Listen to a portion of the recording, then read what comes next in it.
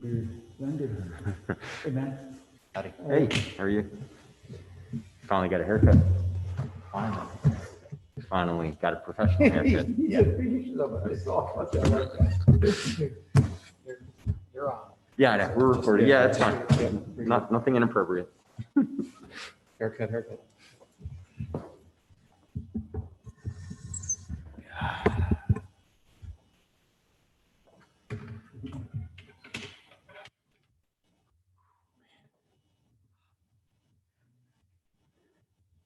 Cool.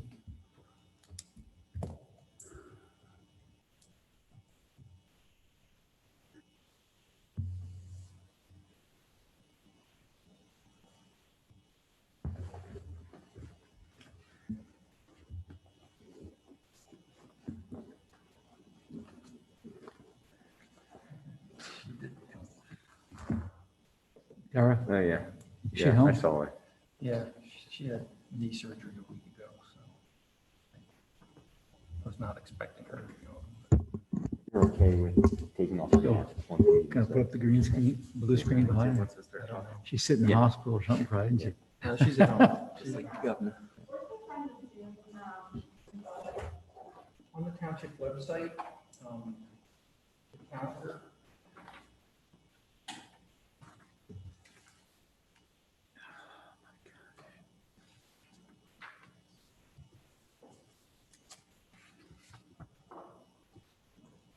Steve.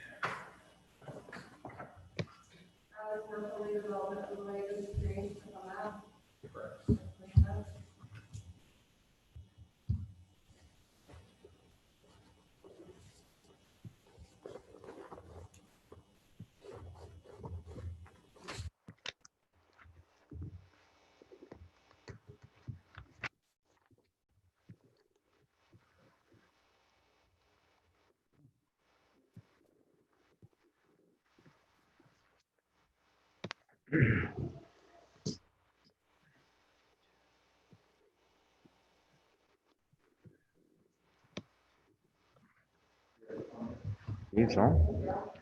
Okay. Yeah. You shave his head. Is that Steve?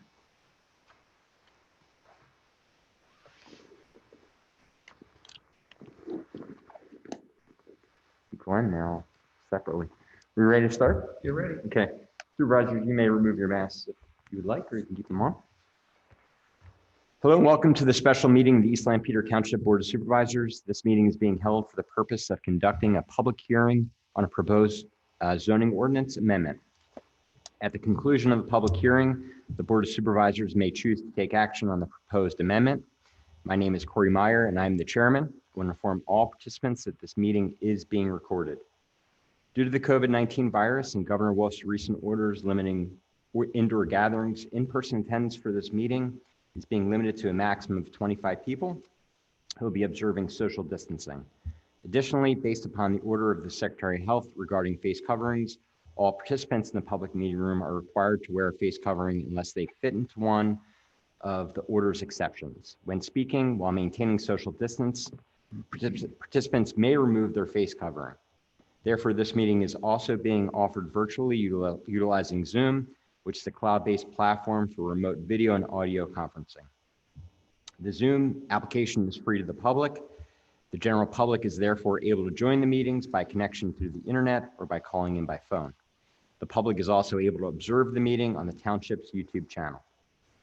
The Township is expecting to utilize this vehicle for all future public meetings during and after the COVID-19 crisis. Please continue to check the Township website calendar for any updates related to these public meetings. Agendas for these public meetings will also be available on the Township's website. Will be posted on the front of the Township building. The Township will also be recording the meeting and making it available for viewing via the Township website and YouTube channel.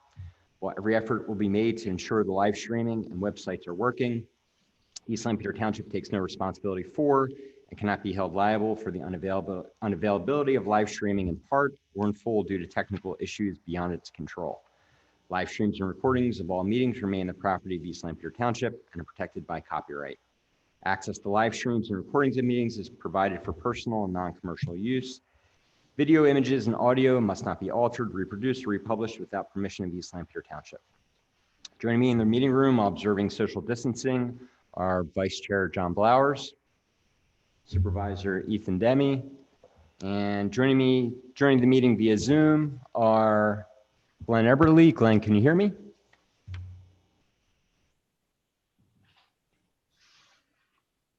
I think you're on mute. Nope.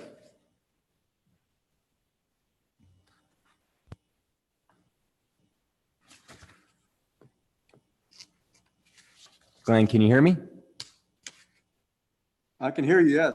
Great. Perfect. Excellent. And is Dave Buckwalter on? I'm here. Hey, Dave. Welcome. I'm here for now. I'll try to stay Okay. with it as long as I can. Okay, Thanks, sounds good. Also participating to support the board and present in the meeting room are Ralph Hutchison, Township Manager, and I think that is it. I see Tara Hitchens on the Zoom as well. Thank you, Tara, for joining. Okay. And just a little longer to read. It suggests that board members joining on Zoom mute their microphone during the meeting until they wish to speak, make a motion, or vote. All votes will be taken by roll call so that they can be properly recorded. In order to accommodate public comments at this meeting, the township will be accepting public comments in writing or via email. Instructions for the submission of public comments are available on the township website. I want to remind everyone that this meeting is being video and audio recorded and will be posted to the township website for viewing. We'll now proceed with the meeting agenda. Okay, call to order and the opening of the public hearing. We first have the applicant's presentation.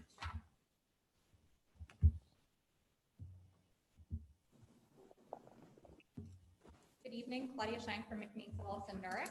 I'm here this evening on behalf of the applicant, Rockvale Acquisition LLC. Joining me this evening in the room is Christy Burkholder. She's the general manager for the shops at Rockvale, and her colleague Brittany Wolf. Also joining me electronically on behalf of the developer is Isaac Masry, and I believe that Chris Benarchik is or will be joining us shortly via Zoom as well, and he is our land planner with RGS Associates. So I know that this matter has been discussed several times with the board, and that my colleague Mark Stanley has been here on a few occasions to discuss what's being proposed this evening. So I'd really like to just go over at a high level the chronology of this project, how we got to where we are this evening, talk through the amendment again, and then advise the board of a few changes that have been made as we worked our way through the process.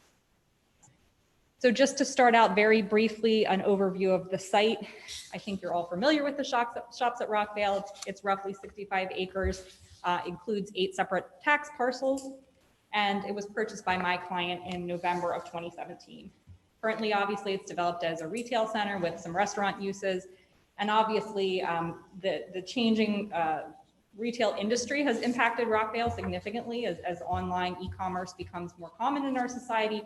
And those changes have been further exacerbated by COVID-19 and those impacts as well. So I think what we're proposing this evening is really timely and necessary given those changes. I'd like to take a few minutes just to walk through the chronology of the project, the steps that we've taken to get here this evening. This project has been in the works for probably close to 8 or 9 months now. The amendment proposal was originally developed in connection with meetings and discussions with township staff, and that it was first presented to the Planning Commission in February of this year, and then to the board by Mark Stanley on March 2nd. We did make a few changes to the proposal at that time based on the feedback that we received from the Planning Commission and the board. The board then formally accepted the petition and referred it to the Planning Commission on April 20th. And around that time, Mr. Gribble, the fire chief, who I believe is on the call, had expressed support of what we were proposing, and I'll obviously let him speak for himself this evening, but my understanding was at that time that he was supportive of the project as well and working with us. After the petition was referred out, Lancaster County Planning Commission recommended approval of the text amendment on June 8th, and I believe Alex from Lancaster County Planning is also on the Zoom call. We then made a presentation to the Township Planning Commission on June 9th, and they recommended passing the amendment along with a few changes. I'll talk about them a little later on in the presentation when I go more generally over the text amendment, but we did make those changes. The amendment was reviewed and edited by your township solicitor. And then we returned on July 14th to the Planning Commission to talk with them again about the proposal and the changes that have been incorporated. And at that point, they did recommend approval of the text amendment. So the text amendment, as you've previously heard, it's a commercial redevelopment overlay. The idea is to promote some flexibility in terms of how commercial retail tracts like this can be redeveloped. It applies on a pretty limited basis. The idea here is to allow this site to operate as a test case. And if it works well, perhaps this overlay could be expanded to cover other areas of the township. So currently, as it's drafted, it would only apply to tracts that are in the C3 zoning district with a minimum of 50 acres. That could be comprised of multiple lots, as is the situation with Rockvale, or a single lot. They have to be comprehensively developed. The site has to have frontage along Route 30, and it also has to have at least 35% of the gross retail sales area in the shopping center vacant for at least 6 months of the past year prior to the time that the applicant's coming in proposing to utilize the overlay. If those conditions are met, the overlay then opens up some additional development options that can be used in redeveloping the site. All the uses that are permitted in the C3 district continue to be permitted, but there are some additional uses that come into play. Probably most significantly residential uses, but there's also convenience store, grocery store, daycare, bank. So really sort of a mixed use overlay that's being proposed. A maximum of 40% of the total acreage of the shopping center site can be designated for residential uses. The overlay does incorporate minimum and maximum residential densities. There's a minimum of 4 dwelling units per acre and a maximum of 12. That's across the entire tract.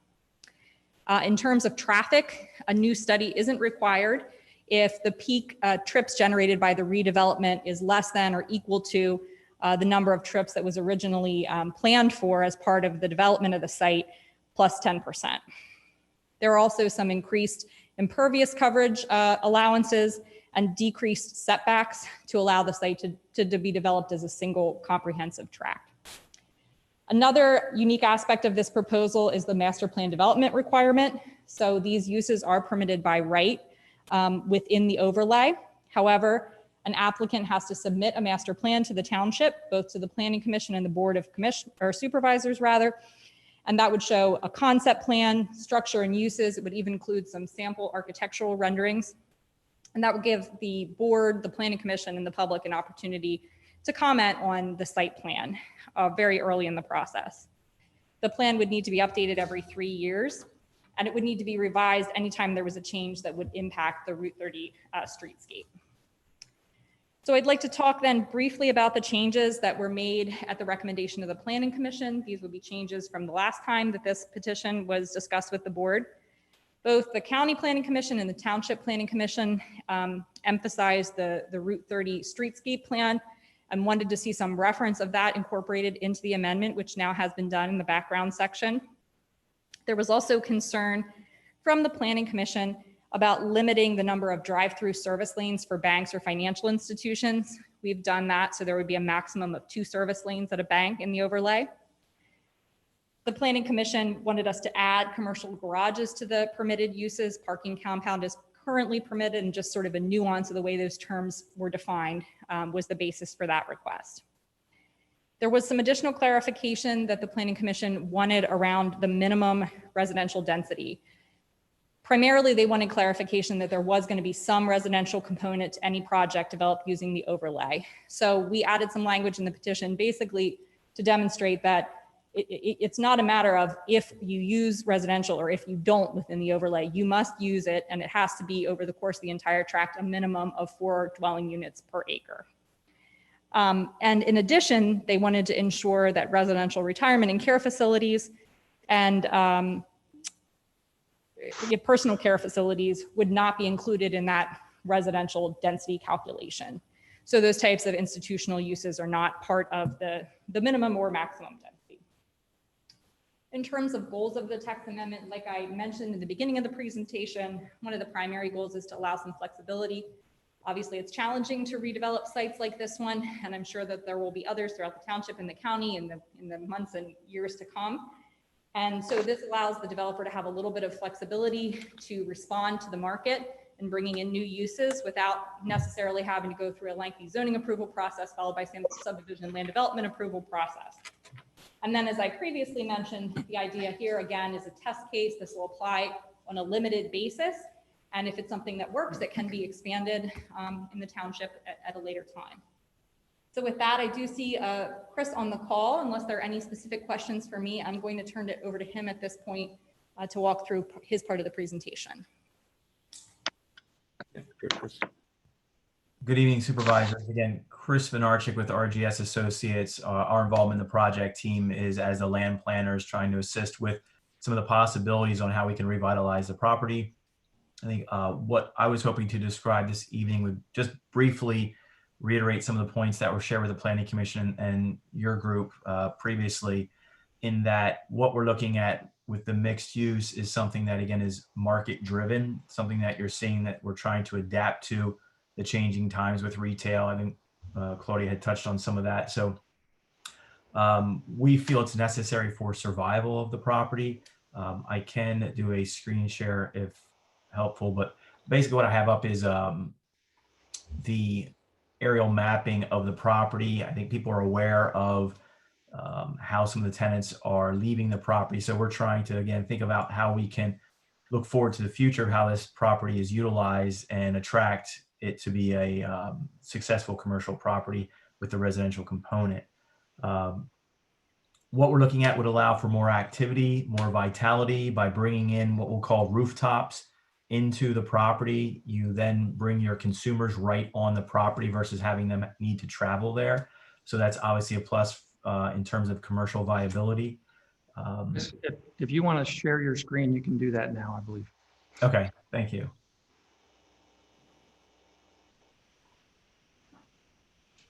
Okay, so what I brought up again was just basically an outline of the property.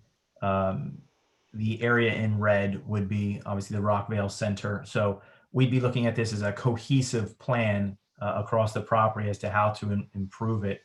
So we'd be looking at things like the variety of housing that would be offered in this plan would offer not only variety, but across multiple demographics. It would be what we feel is like an adaptation to the post-online boom of consumers going to the internet for sales, trying to compete with that. What you need to do is bring people to the property and keep them there. Unlike the traditional or conventional model with retail, it was you went somewhere, you got in your car, you got what you wanted and you left. This is a different model where you have people living right on the property, and you also have a variety of things to offer, such as more restaurants. You have opportunity for office. We talked about potentially daycare or uses like that, which now again, you're bringing that population around the property. Some of the ones I wanted to mention that you might be familiar with are the King of Prussia Town Center, which is a mixed use project that was fairly successful recently, where they redeveloped an old golf course into an area where they have 55 plus, they have residential apartments, they have condos, they have office, medical office around the property, as well as obviously your larger retail, and then the smaller shops, the restaurants.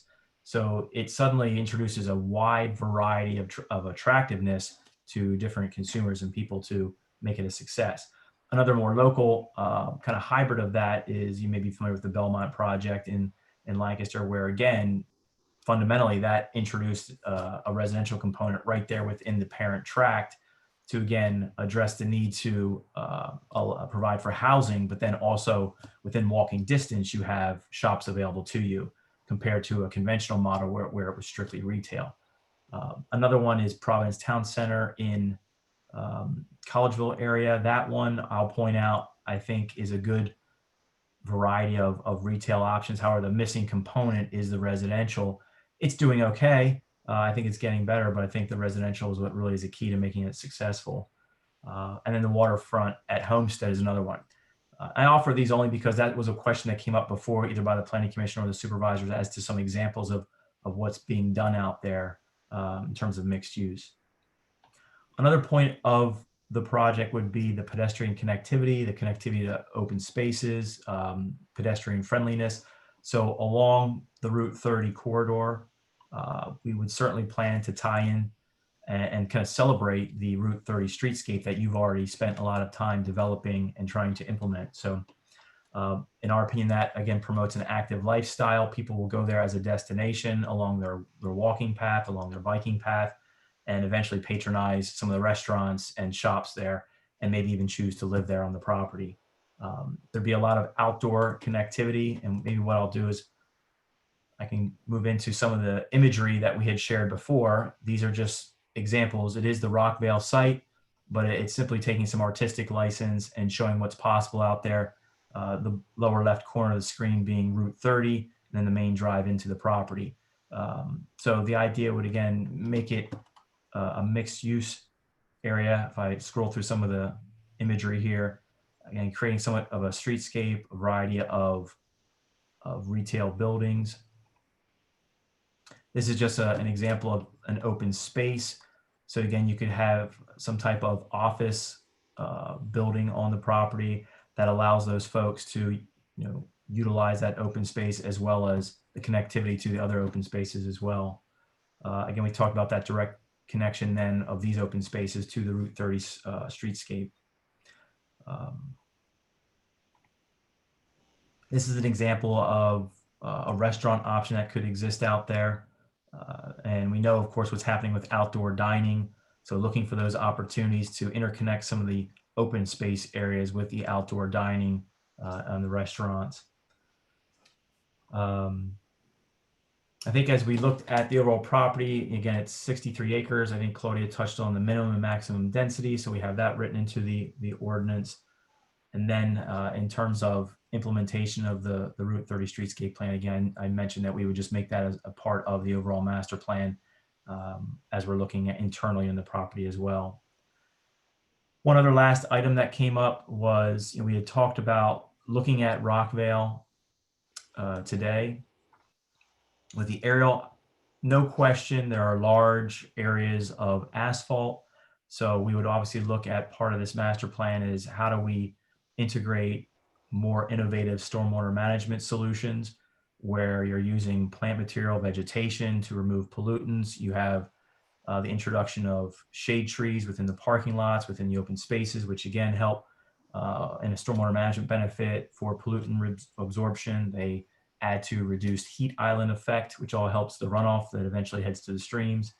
And then obviously the aesthetic improvement that would occur by introducing street trees and shade trees throughout the project, as well as obviously it's supplementing some of the habitat that can exist out there versus the lack of trees. So continuing along some imagery just to support what we're trying to achieve is this is just an example of the potential for the residential component in a building along a streetscape where there's the potential to have lower level commercial, restaurant, or even retail below that structure.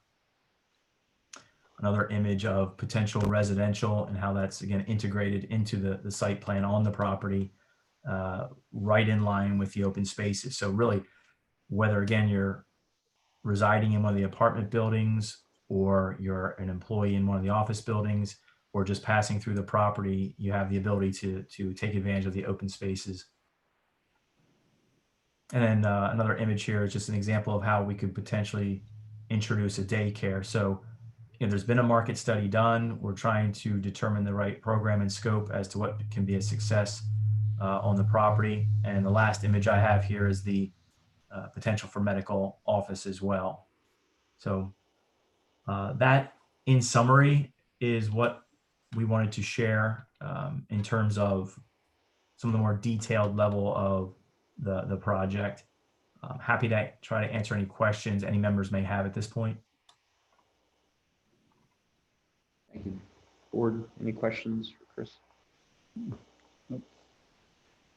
Seems like no questions from the board. Glenn or Dave, any questions? No, I have no questions. Yeah, I had a question. Glenn, sorry. You good? No, at this point. Yeah. Okay, thanks. I had a question from Ms. Shank. You mentioned the residential requirement. I thought you mentioned that you would be required to have a residential component. Is that what you said? That's correct. Where is that? So the change would be, I believe it's in the footnote which is on, I think it's the third page of your ordinance. Okay. Any underutilized shopping center developed pursuant to the overlay must incorporate residential dwelling units at a minimum density of 4 per acre. I read that as if you develop residential dwellings, they must be at a minimum density of 4 dwelling units per acre, not that you must have residential. So is it that The you must? intent of that is that there must be some residential incorporated into the project.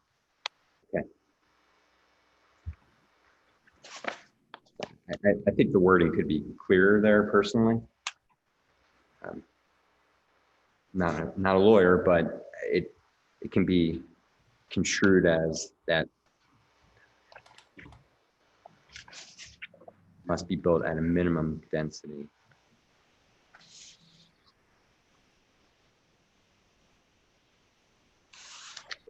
That was the concern that was raised by the planning commission, and that was what we were trying to get at with the footnote by saying that any underutilized shopping center must incorporate residential dwelling units at that minimum density. I mean, essentially you're just repeating that statement. If the footnote could just end the sentence, must incorporate residential dwellings, period. I mean, it talks about the 4 dwelling units above into E2. So I guess the question to the board is, do you agree with the planning commission's suggestion, recommendation that something in this overlay must have residential?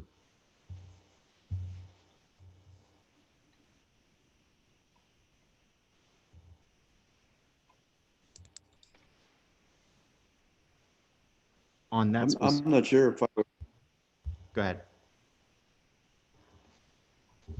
Glenn, I go. was going to say, I'm not sure.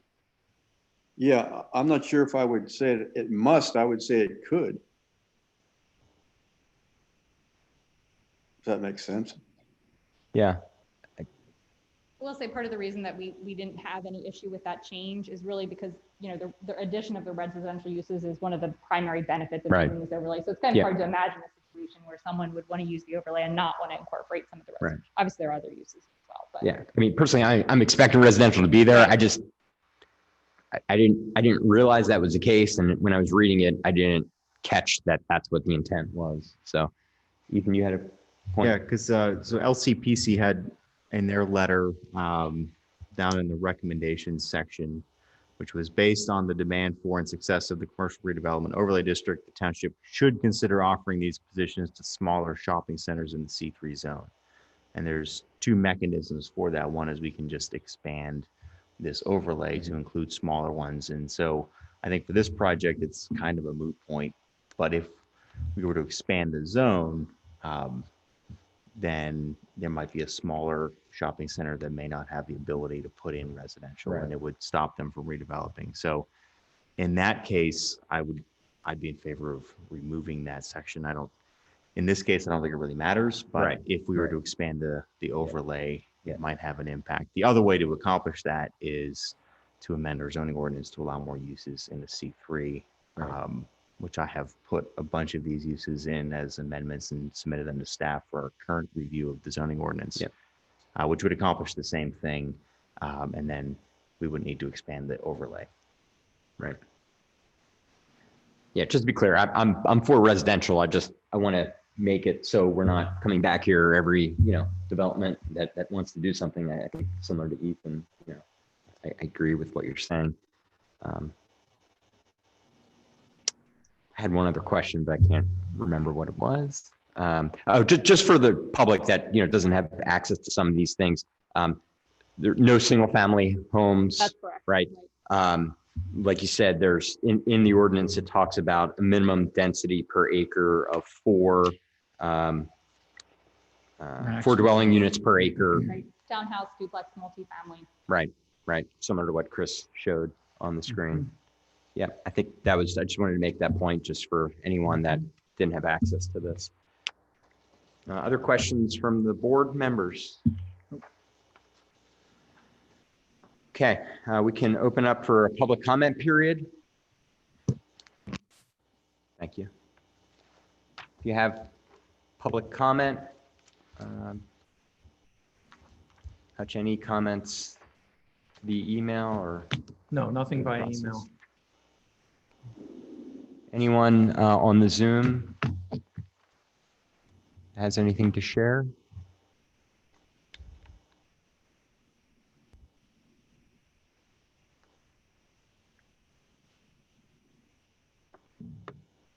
Could I make a comment, Corey? Sure, absolutely. I'd like to hear from Steve. Some of those renderings that were shown show the possibility of apartments 4 or 5, 6 stories high. How does the fire department feel about that? I know Lafayette has a ladder truck. Do we have the capability of servicing buildings that size in our township?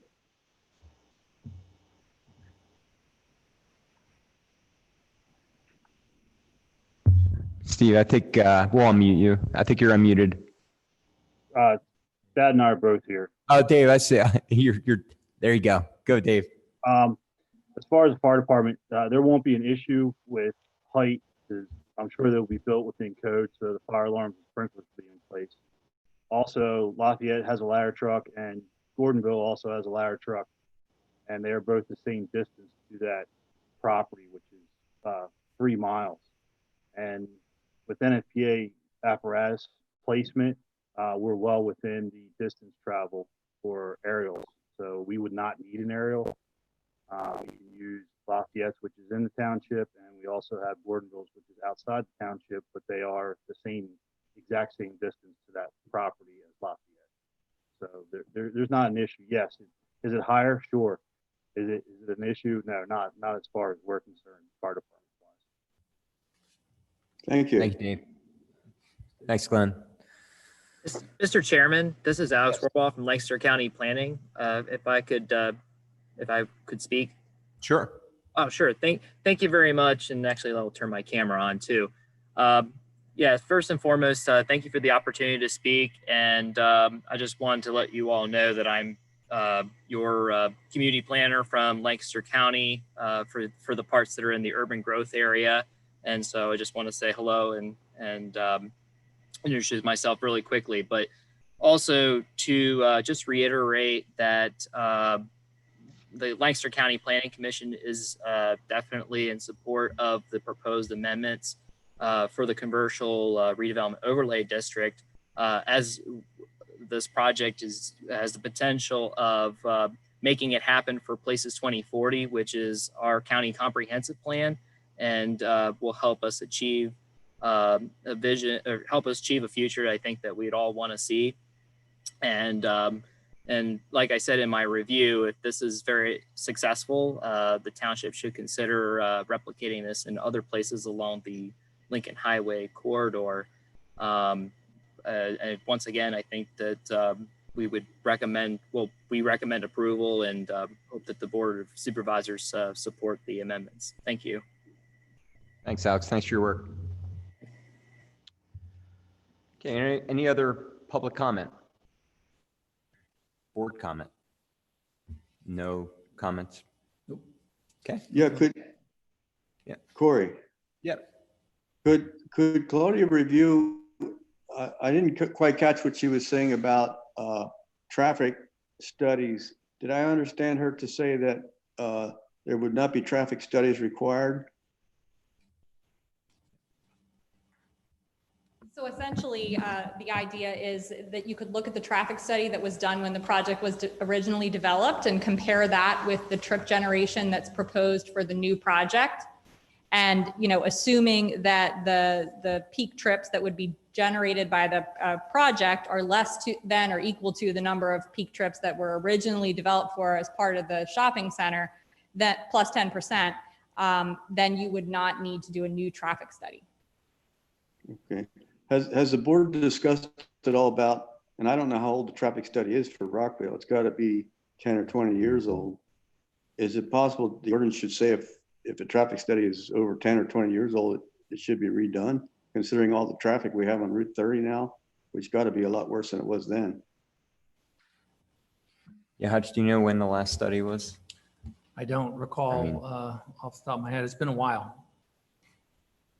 I think that's going to be part of our homework moving forward if this is approved, but certainly we're going to have to work with the township in reviewing the old study and seeing whether any modifications or updates are needed based on what we ultimately are proposing.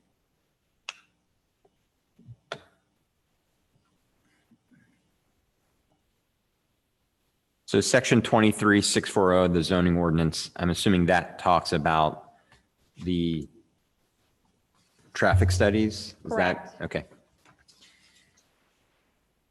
That's the regional impact development. Yep. Okay. Yep. So Glenn, your comment is if a study is X number of years old, essentially require some sort of traffic study. I was just checking to see if the board had considered that at all. I mean, we all understand the traffic problems on Route 30. I don't know if it's a good thing or not, but if a traffic study is extremely old, it might be wise to have another one.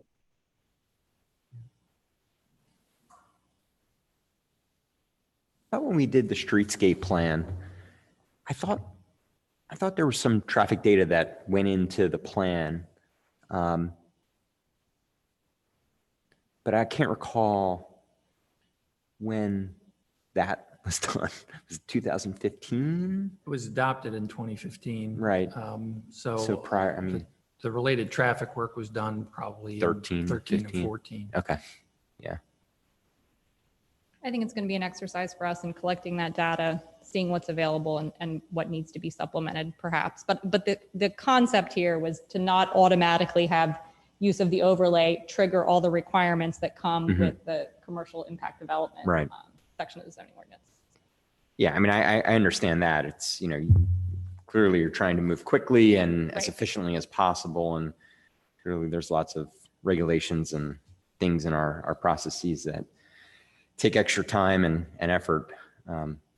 Yeah, I'm comfortable with F, how it reads currently. Okay. Any other comments, questions? Corey, I just one very minor issue. Sure. The ordinance refers to the Route 30 streetscape plan. Yep. The actual name of that plan is the Lincoln Highway streetscape plan. So if we're going to refer to it, I prefer we refer to the correct name. Okay. Okay, I'm going to close the public hearing. We now have the opportunity to take action on the proposed zoning amendment for the commercial redevelopment overlay district. So this is gonna be a long day. We have meetings till probably 9, 10 o'clock at night. So I'm trying to pace myself along the way. Struggling a little bit already. Okay, so to Hutch's point, Lincoln Highway streetscape plan, definitely that's a change we'd like to make, find and replace through this document for that. I made a comment about subsection 2 or E and the point 2 where it says any underutilized shopping center developed pursuant to the commercial redevelopment overlay must incorporate residential dwelling units at a minimum density of 4 dwelling units per acre. I'm fine keeping it in at this point. I'm not clearly if this pilot works and we have to expand it or we want to expand it, we'll probably have to make multiple modifications to this document.